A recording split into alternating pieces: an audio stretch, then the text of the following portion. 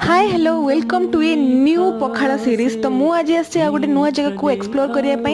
हाँ मु पखाड़ खाया ही आसी। एठी मु मगेची वेज पखाड़ थाली ता सहित नॉन वेज पखाड़ थाली।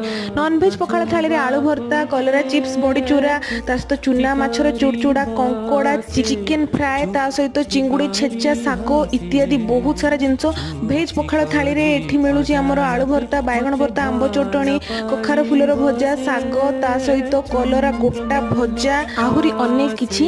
फास्ट टाइम पे मु एठी एक्सपीरियंस कली गोटा कंकड़ार मसला वाला भजा। मु जो जगह रे भी पखाड़ खाइछि मु कंकड़ा भजा केबे खाइ नथली, कंकड़ार मसला वाला भजा। तो एटा मते बहुत यूनिक आइडिया लागिथिला। ता सहित सब आइटम भी एठी बहुत ही टेस्टी थिला। आपण माने के एई दुकान विजिट करिसंती मते कमेंट करके निश्चय जणेबे। होटल रो ना होजी Elina Hub Hotel and Restaurant, जोटा कि शहीद नगर रे अछि। वीडियो भल लागिथिले लाइक शेयर एंड सब्सक्राइब।